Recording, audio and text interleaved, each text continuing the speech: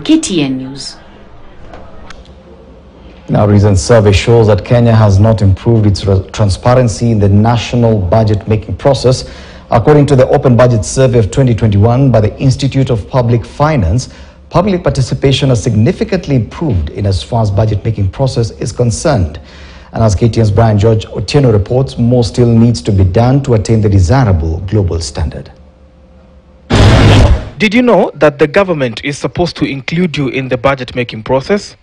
Well, this is a key aspect in the budget transparency to the public. Kenya's position in a global survey by the Institute of Public Finance, IPF, shows that Kenya has not improved its budget transparency. Latest survey conducted in 2019 rated Kenya 50 over 100 in budget transparency, and 2021 survey also shows the same figures. There have been dismal efforts in making the budget-making process readily available for Kenyans. The minister leading the budget in June is such a highly anticipated moment by business environment because especially of the tax measures. However, most of the decisions have already been made by the time we are in April, but because they are not as much involved or they don't know the points of engagement, they get caught by surprises. But with the tax policy, it would mean that for any new tax we are introducing, at least the citizens and stakeholders will be given a minimum of a year or so before it comes and takes effect on that.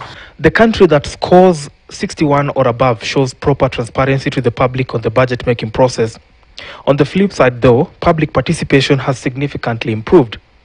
Though more effort is needed to make more citizens included in the process, the digital platform has been championed and proposed as an immediate platform to foster public participation, as it also multitasks as a feedback platform.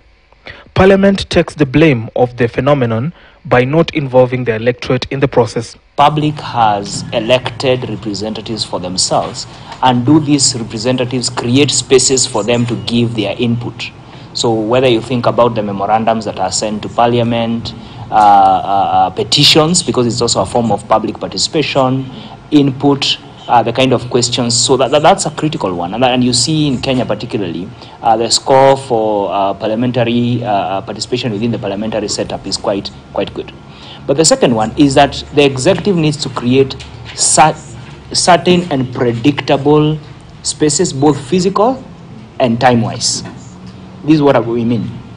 Physical means that if it's a town hall meeting, it is very clear where the town hall meeting happens, when it happens, and what is the agenda that is being discussed in that meeting. Kenya scored 54 over 100 in the budget oversight category, with the Office of the Auditor General being lauded for constantly putting the various government agencies and counties in check when budgetary issues are addressed. IPF recommends that the Treasury produces and publishes the mid-year review online instead of the second quarter budget report, and include in the year-end report performance information and detailed actual outcomes for expenditure. Brian George Otieno, KTN News, Nairobi.